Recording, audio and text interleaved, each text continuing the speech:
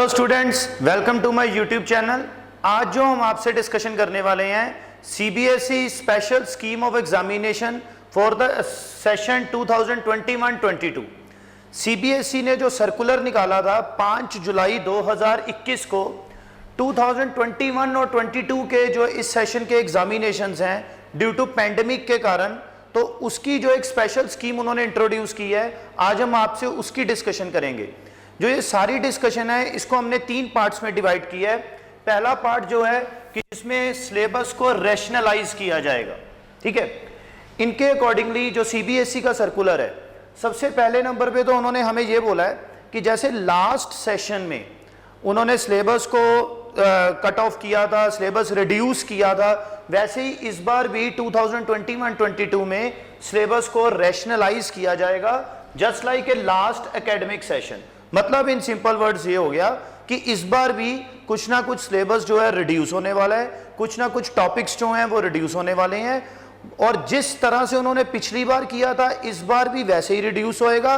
पर कौन सा टॉपिक कितना रिड्यूस होएगा और कौन से चैप्टर्स को रिड्यूस किया जाएगा, ये आने वाले टाइम में सीबीएसई नोटिफाई करेगा जुलाई 2021 में। मतलब जुलाई 2021 इसी मंथ में ही, जिस मंथ में उन्होंने ये सर्कुलर निकाला है, इसी मंथ में ही सीबीएसई की नोटिफिकेशन आ जाएगी कि वो कितना एग्जाम सिलेबस जो है सीबीएसई 10th और 12th स्टैंडर्ड के बच्चों का वो कितना रिड्यूस होने वाला है, ठीक है। तो हम ये नहीं मान सकते कि जो पिछली बार रिड्यूस हुआ वो ये इस बार भी रिड्यूस हो जाएगा, तो उसके लिए हमें वेट करनी पड़ेगी सीबीएसई की नेक्स्ट नोटिफिकेशन के लिए। देन उसके बाद उन्होंने जो ओवरऑल सिलेबस है वो उन्होंने डिवाइड किया जी 2 पार्ट्स में, ठीक है। सबसे पहले तो टर्म वन जिनके एग्जामिनेशन नवंबर और दिसंबर 2021 में किए जाएंगे, और जो टर्म 2 है, ठीक है, इसका एग्जाम उन्होंने बोला मार्च और अप्रैल के इन बिटवीन 2022 में लिए जाएंगे, ठीक है। अब टर्म 1 में कितने % सिलेबस आएगा, टर्म 2 में कितने % सिलेबस आएगा। टर्म 1 में उन्होंने बोला है जी कि 50% वो सिलेबस होएगा जो रैशनलाइज्ड है। मतलब ये हो गया यहां पे जो सिलेबस को रिड्यूस किया जाएगा उसका 50%, ठीक है। मतलब कि ये हो गया कि जो हमारी फर्स्ट डिस्कशन जो मैंने आपको अभी समझाई थी, बोली थी मैंने कि जितना सिलेबस वो रिड्यूस करेंगे उसका 50% सिलेबस टर्म 1 में कवर किया जाएगा, ठीक है। और रिमेनिंग 50% जो सिलेबस है वो टर्म 2 में कवर किया जाएगा, ठीक है। इसमें एक चीज आपकी नोटिंग करने वाली है कि पहले क्या होता था कि एक सेशन में जब एग्जामिनेशन होते थे, मार्च में एग्जाम होता था, ठीक है। तो इस सेशन तो चलो हुआ ही नहीं, लास्ट सेशन में तो कोई एग्जाम ही नहीं हुआ, पर नॉर्मली जो हम प्रीवियस ट्रेंड के अकॉर्डिंगली देखें तो पूरा सिलेबस जो था वो मार्च वाले जो एनुअल एग्जाम्स थे, फाइनल एग्जाम्स थे, उसमें कवर्ड था। पर यहाँ भी क्या है, जो 50% सिलेबस टर्म 1 में कवर्ड होएगा, ठीक है, वो 50% सिलेबस टर्म 2 में नहीं आएगा, ठीक है। तो ये एक आपके लिए रिलीफ है कि टर्म 1 का 50% सिलेबस वो टर्म 1 में ही कवर हो जाएगा, यहीं पे ही उसकी टेस्टिंग हो जाएगी, और रिमेनिंग 50% जो सिलेबस है वो टर्म 2 में कवर किया जाएगा। इसका मतलब टर्म 2 में टर्म 1 का सिलेबस कवर्ड नहीं किया जाएगा, तो फुल सिलेबस जो है वो आपका टेस्टिंग होने नहीं वाला, ठीक है। तो सिलेबस को 2 पार्ट्स में डिवाइड किया, ये स्टूडेंट्स के लिए एक रिलीफ है। उसके बाद ये जो एग्जामिनेशंस हैं टर्म 1 के, इसको 4 या 8 हफ्ते के बीच में कंप्लीट किया जाएगा as per the CBSE circular, ठीक है। और इसके लिए अभी उन्होंने कुछ नहीं बताया कि टर्म 2 के एग्जाम्स को वो कितनी देर में कवर करेंगे, ठीक है। नेक्स्ट उसके बाद टर्म 1 के लिए सीबीएसई ने बिल्कुल साफ स्पष्ट बोल दिया कि एमसीक्यूज एग्जाम्स होंगे, जिसको मल्टीपल चॉइस क्वेश्चंस बोलते हैं, ठीक है। जैसे कौन बनेगा करोड़पति में 4 ऑप्शंस आए, आपको एक सिलेक्ट करना है। वो एमसीक्यूज एग्जाम्स आपको जो क्वेश्चंस पूछे जाएंगे वो केस स्टडीज के बेसिस पे भी हो सकते हैं, असर्शन या रीजनिंग बेसिस पे क्वेश्चंस भी हो सकते हैं। मतलब इन सिंपल वर्ड्स 3 तरह के क्वेश्चंस उन्होंने हमें इनडायरेक्टली बोले हैं। एक तो सिंपल एमसीक्यूज, ठीक है। सेकंड वन एमसीक्यूज जो केस बेस्ड होंगे, केस स्टडीज होंगी जिसमें, और तीसरा वाला एमसीक्यू वो है जो असर्शन और रीजनिंग बेसिस होएगा। मतलब ये हो गया कि आपको हो सकता है उसकी रीजनिंग भी एक्सप्लेन करनी हो कि वो एमसीक्यू आपने जो चूज किया वो उसका आंसर या रीजन आप बताओ, या रीजन वो आपको बताएंगे और आपको एमसीक्यूज में वो बताना होगा क्या ये रीजन एक्यूरेट है या नहीं एक्यूरेट। तो ये 3 तरह के क्वेश्चंस जो हैं आपको कवर किए जाएंगे और इसकी जो ड्यूरेशन होएगी टर्म 1 के एग्जाम की वो 90 मिनट्स की होएगी, ठीक है। तो 90 मिनट में हमें टर्म 1 का ये जो पूरा क्वेश्चन पेपर है ये अटेम्प्ट करना है। और फॉर योर काइंड इंफॉर्मेशन ये जो क्वेश्चन पेपर है ये सीबीएसई की तरफ से सेट किया जाएगा। मतलब जैसे नॉर्मल हमारे एनुअल एग्जाम्स होते हैं तो सीबीएसई की तरफ से क्वेश्चन पेपर स्कूल्स को सेंड किए जाते हैं, वैसे ही ये क्वेश्चन पेपर्स जो हैं एमसीक्यूज क्वेश्चन पेपर्स हैं ये सीबीएसई की तरफ से स्कूल्स को भेजे जाएंगे अलॉन्ग विद मार्किंग स्कीम। अब आप ये सोच रहे हो कि सर मार्किंग स्कीम भी साथ में सीबीएसई बताएगा? हाँ जी, मार्किंग स्कीम में क्या है कि सीबीएसई ने ऑप्शंस दी हैं। जैसे आपको एक ओएमआर आंसर शीट मिलेगी जिसमें वो 4 ऑप्शंस हैं, आपको कोई एक सिलेक्ट करना है, ठीक है। 4 ऑप्शंस हो सकती हैं, 5 ऑप्शंस हो सकती हैं, डिपेंड करता है। पर नॉर्मली जो सीबीएसई के प्रीवियस क्वेश्चंस को बेस रखें तो 4 ऑप्शंस वाला क्वेश्चन ही है। तो जो आपको ओएमआर आंसर शीट मिलेगी या तो वो डायरेक्टली अपलोड की जाएगी सीबीएसई के पोर्टल पे, या तो वो डायरेक्टली अपलोड करो सीबीएसई के पोर्टल पे, या वो स्कूल्स जो पर्टिकुलर स्कूल है वो स्कूल्स ही उसकी इवैल्यूएशन करके फाइनली जो उसके मार्क्स होंगे हर एक स्टूडेंट के वो सीबीएसई को भेज दिए जाएंगे। मतलब यहाँ पे सीबीएसई ने 2 ऑप्शंस बोली हैं, या तो वो आंसर शीट्स जो हैं, ठीक है ना, क्वेश्चन पेपर सीबीएसई सेंड करेगा और वही क्वेश्चन पेपर आपको मिलेगा और उसकी जो आंसर शीट है उसकी आंसर शीट या तो सीबीएसई के पोर्टल पे या अपलोड की जाए या स्कूल्स की तरफ से की जाए या बच्चों की तरफ से की जाए, ठीक है ना। सीबीएसई के पोर्टल पे अपलोड क्यों करने की ऑप्शन बताई, अभी वेट करो मैं अभी आपको समझाऊंगा कि सीबीएसई के पोर्टल पे अपलोड करने की ऑप्शन क्यों है, ठीक है ना। वो उसके लिए मैं आपको समझाऊंगा कि अगर पैंडेमिक इंप्रूव हुआ या पैंडेमिक फोर्सेस में है तो क्या सिचुएशन बनने वाली है। तो या तो डायरेक्टली अपलोड की जाए सीबीएसई के पोर्टल पे या स्कूल्स खुद इवैल्यूएट करके उसके जो आंसर उसके जो बच्चों के मार्क्स होंगे वो सीबीएसई को इंटीमेट किए जाए और सीबीएसई फिर वहां से बच्चों का जो है बोर्ड रिजल्ट निकाल देगा, ठीक है। तो अब मैं आपको समझाता हूं कि इन्होंने ये 2 ऑप्शंस क्यों रखी हैं। अगर तो देखो जी उन्होंने बोला है कि अगर पैंडेमिक इंप्रूव हुआ मतलब कि हेल्दी सिचुएशन हुई तो उस केस में एग्जाम्स जो हैं वो स्कूल सेंटर्स में लिए जाएंगे। अगर पैंडेमिक की सिचुएशन इंप्रूव होती है, हेल्दी एनवायरनमेंट होता है, स्कूल्स ओपन हो रहे हैं, तो उस केस में जो एग्जाम्स हैं वो स्कूल्स और सेंटर्स में लिए जाएंगे। और अगर एग्जाम्स स्कूल्स और सेंटर्स में लिए जाएंगे तो इसका मतलब ये है कि वो एग्जाम्स की इवैल्यूएशन भी स्कूल्स और सेंटर्स में ही की जाएगी, ठीक है। और जो बच्चों के रिजल्ट होंगे वो सीबीएसई को इंटीमेट कर दिए जाएंगे स्कूल्स की तरफ से, ठीक है। और इसकी वेटेज ज्यादा होगी, ठीक है ना, इसकी वेटेज ज्यादा होगी। आपके ओवरऑल जो स्कोर है ना, जो आपके फाइनली जो आपका स्कोर बनेगा 10th स्टैंडर्ड का या 12th स्टैंडर्ड का, उसमें सबसे ज्यादा वेटेज इसकी होगी जो एग्जाम्स स्कूल्स में लिए जाएंगे, सेंटर्स में लिए जाएंगे, मतलब नॉर्मल एनवायरनमेंट के केस में जो ऑफलाइन एग्जाम्स होने वाले हैं, ठीक है। होंगे एमसीक्यूज ही, टर्म 1 के एमसीक्यूज ही होंगे, ठीक है ना। टर्म 1 में कोई ऑप्शन नहीं है कि आपका कोई डिस्क्रिप्टिव एग्जाम हो, ठीक है। और अगर पैंडेमिक की सिचुएशन इंप्रूव नहीं होती, मतलब इफ पैंडेमिक फोर्सेस, तो उस केस में क्या होने वाला है कि वो जो ऑफलाइन या ऑनलाइन एग्जाम्स हैं आपके घर पे बैठ के ही लिए जाएंगे फ्रॉम होम। ये लिखा हुआ है सर्कुलर में कि ये जो एग्जाम्स हैं आप घर पे बैठ के दोगे। वो डिपेंड करेगा कि ऑफलाइन मोड स्कूल चूज कर रहा है या ऑनलाइन मोड को चूज कर रहे हैं। जैसे कई स्कूल्स की अपनी मोबाइल ऐप्स हैं, कईयों के अपनी वेबसाइट्स हैं, तो वो एग्जाम्स ऑफलाइन पे लिए जा रहे हैं या ऑनलाइन पे लिए जा रहे हैं, वो घर पे बैठ के एग्जाम्स आप दोगे अगर पैंडेमिक की सिचुएशन इंप्रूव नहीं हो रही, ठीक है, स्कूल्स क्लोज हैं, तो उसकी वेटेज जो होगी as compare to school exams, offline exams जो आप स्कूल्स में दोगे, सेंटर्स में दोगे, उससे कम होएगी, ठीक है। तो मतलब ये है कि अगर एग्जाम्स स्कूल्स में होने वाले हैं तो उसकी वेटेज ज्यादा होएगी, अगर एग्जाम्स आप घर पे बैठ के दोगे तो उसकी वेटेज जो है as compare to school exam से, नॉर्मल एनवायरनमेंट से कम मानी जाएगी, ठीक है। ये उन्होंने नोटिफाई कर दी है। अब वो कितनी मानी जाएगी कितनी नहीं मानी जाएगी उसके लिए हमें वेट करना पड़ेगा। अब मैंने क्यों आपको बोला था कि या तो सीबीएसई के पोर्टल पे अपलोड की जाए आंसर शीट या वो स्कूल्स को भेज दी जाए और स्कूल्स खुद इवैल्यूएट करके आंसर्स जो है सीबीएसई को बताएंगे और सीबीएसई बोर्ड जो है वो आपका रिजल्ट जो है अपनी वेबसाइट पे अपलोड करेगा। क्योंकि अगर आप घर पे बैठ के एग्जाम्स दे रहे हो, अगर पैंडेमिक की सिचुएशन इंप्रूव नहीं हो रही, अगर आप घर पे बैठ के एग्जाम दे रहे हो, फिर आपको यहाँ पे पोर्टल वाली ऑप्शन जो है हो सकता है ज्यादातर एक्सरसाइज करनी हो, कि सीधा आप घर पे बैठ के एग्जाम दो, और अगर ऑफलाइन मोड पे आपने एग्जाम दिया तो उसका प्रिंट आउट निकालो और उसको स्कैन करके सीबीएसई के पोर्टल पे डाल दो, ठीक है ना। तो अगर हो सकता है कि स्कूल्स आपको बोलें कि आप हमारे पोर्टल में डालो, और पोर्टल में डाल के स्कूल्स इवैल्यूएट करके फिर वो सीबीएसई को सीधा मार्क्स ही भेज देंगे, ठीक है ना। तो इसलिए यहाँ पे दो ऑप्शंस रखी गई हैं।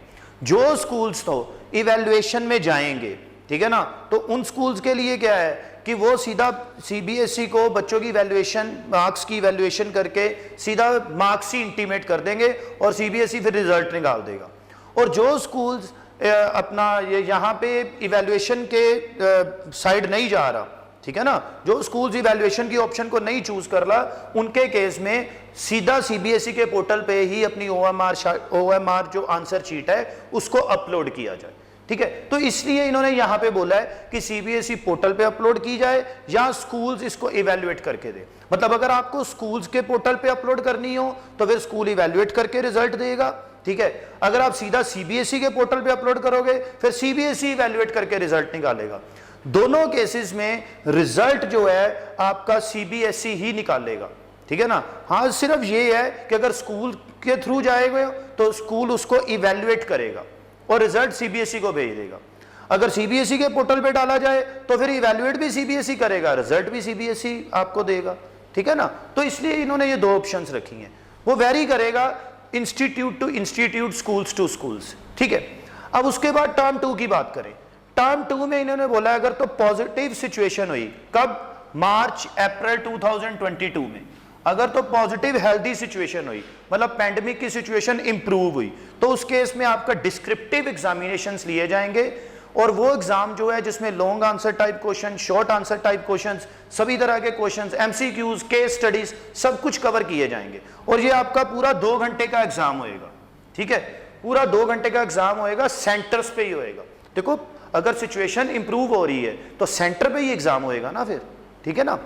और बाय चांस अगर मार्च अप्रैल 2022 में सिचुएशन इंप्रूव नहीं हुई तो पैंडेमिक फोर्सेस में रहा, ठीक है ना, तो उस केस में क्या होएगा, मतलब कंप्लीट क्लोजर ऑफ स्कूल्स फिर बंद हो गए।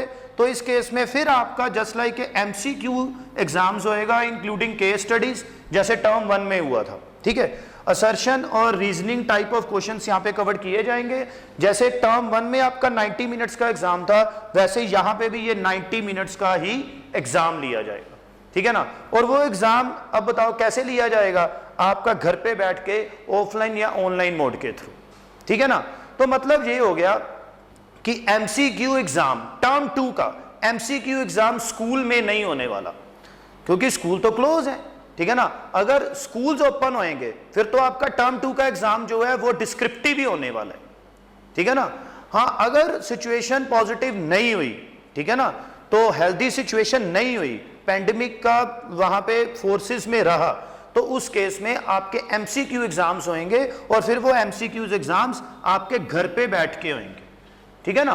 तो मतलब ये थोड़ी सी कन्फ्लिक्शन है, पर इसको हमने बहुत अच्छी तरह से, मे बी आपको अब समझ लग गई होगी कि ये सारा सर्कुलर क्या है, ठीक है ना। तो ये सारे सर्कुलर में क्या बोला जा रहा है। नेक्स्ट उसके बाद इंटरनल असेसमेंट के ऊपर सीबीएसई ने बहुत ध्यान दिया कि इंटरनल असेसमेंट जो है, इंटरनल असेसमेंट का प्रॉपर क्राइटेरिया जो है, जिसमें प्रैक्टिकल पोर्शन कवर्ड है, प्रोजेक्ट वर्क कवर्ड है, ये सारा क्राइटेरिया जो है बहुत मोर क्रेडिबल एंड वैलिड होना चाहिए, ठीक है। उसके लिए भी सीबीएसई ने बोला है as per the guidelines and moderation policies, इसके ऊपर भी सीबीएसई की गाइडलाइंस आएंगी, मॉडरेशन पॉलिसी आएगी कि आपने इंटरनल असेसमेंट को कैसे कवर करना है। टीचर्स को प्रॉपर एडुकेट किया जाएगा कि इंटरनल असेसमेंट्स को आपने बच्चों को ही कैसे लगाना है, ठीक है ना। तो वो अभी अनाउंस होएगी, to be announced by CBSE, ठीक है ना। वो इन फ्यूचर में अनाउंसमेंट होएगी कि इंटरनल असेसमेंट का क्राइटेरिया, गाइडलाइंस क्या है। मतलब ये हो गया कि अभी जो सिलेबस रिड्यूस जो होएगा, रैशनलाइज होएगा, उसकी अनाउंसमेंट होनी है, ठीक है। और जो वो गाइडलाइंस इंटरनल असेसमेंट के ऊपर टीचर्स को देंगे, उसकी भी अभी अनाउंसमेंट होनी है, ठीक है। और अगर पैंडेमिक रहा, देखो अब 4 सिचुएशंस बन रही हैं। पहली सिचुएशन तो ये है, टर्म 1 और टर्म 2 दोनों केसेस में, मतलब टर्म 1 और टर्म 2 दोनों सिचुएशंस में पैंडेमिक नहीं है, ठीक है ना, दोनों सिचुएशन में पैंडेमिक नहीं है, तो आपका टर्म 1 का एग्जाम एमसीक्यू बेस होएगा और वो स्कूल में होएगा, ठीक है ना, जिसकी वेटेज ज्यादा होएगी। और टर्म 2 का एग्जाम भी आपका स्कूल में होएगा, जो डिस्क्रिप्टिव क्वेश्चन पेपर होएगा 2 आवर्स का। ये पहली सिचुएशन है। अगर आप दोनों टर्म्स में, ठीक है ना, हेल्दी सिचुएशन रही, पैंडेमिक इंप्रूव हुआ, ठीक है, तो टर्म 1 का एग्जाम भी स्कूल में, पर वो एमसीक्यू।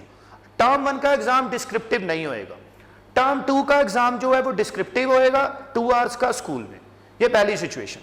दूसरी सिचुएशन, अगर टर्म 1 में पैंडेमिक की सिचुएशन इंप्रूव हो गई, ठीक है, अगर टर्म 1 में पैंडेमिक की सिचुएशन इंप्रूव हो गई तो आपका एमसीक्यू एग्जाम ही होएगा, क्योंकि यहां पे तो डिस्क्रिप्टिव की ऑप्शन ही नहीं है, तो आपका एमसीक्यू एग्जाम होएगा स्कूल सेंटर्स में होएगा, जिसकी वेटेज ज्यादा है, ठीक है।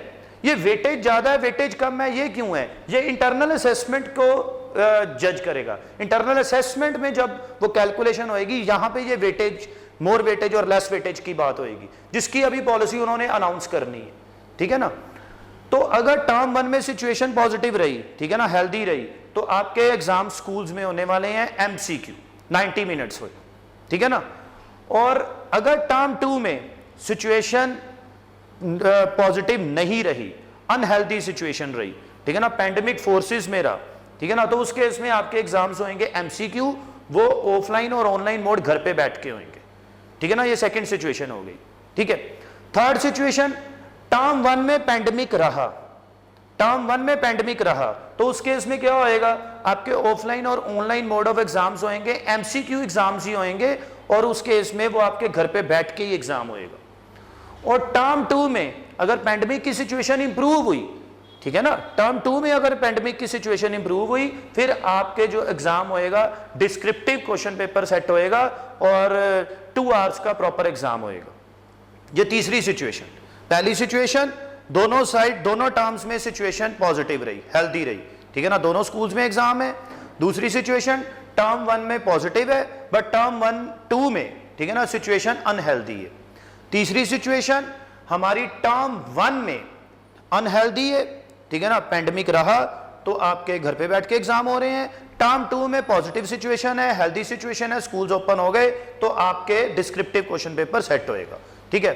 फाइनली फोर्थ सिचुएशन, टर्म 1 में भी पैंडेमिक रहा, अनहेल्दी सिचुएशन रही, और टर्म 2 में भी अनहेल्दी सिचुएशन रही, मतलब दोनों टर्म में पैंडेमिक रहा, तो उस केस में क्या होने वाला है? उस केस में तो आपके दोनों केसेस में, ठीक है, एग्जाम्स जो होने वाले हैं वो आपके घर पे बैठ के एमसीक्यू एग्जाम्स ही होंगे। 90 मिनट्स के एग्जाम होंगे, 90 मिनट्स का टर्म 1 का एग्जाम, 90 मिनट्स का टर्म 2 का एग्जाम, और आपका 90 मिनट्स के ऑफलाइन या ऑनलाइन मोड पे घर पे बैठ के एग्जाम लिया जाएगा, ठीक है। और फिर ये इंटरनल असेसमेंट वाला जो ये कॉलम है ना, ये रोल ज्यादा प्ले करेगा। फिर इंटरनल असेसमेंट जो होगी as per this guidelines, practicals आपके, प्रोजेक्ट वर्क हो गया, और थ्योरी एग्जाम्स, ये जो दोनों एग्जाम है ये थ्योरी एग्जाम्स हैं, सभी को ध्यान में रख के, ठीक है, आपका फाइनल रिजल्ट निकाला जाएगा, और as per the guidelines which to be announced by the CBSE, ठीक है ना, जो गाइडलाइंस अभी सीबीएसई ने नोटिफाई करनी है उसके अकॉर्डिंगली आपकी इंटरनल असेसमेंट लगेगी, ठीक है। तो ये सारा सर्कुलर था जी, आपको होपफुली ये सारा समय लग गया होगा, और हमारे YouTube चैनल को आप सब्सक्राइब करो, शेयर करो इस वीडियो को, ताकि बच्चों को ज़्यादा से ज़्यादा ये इन्फॉर्मेशन मिले। Thank you very much.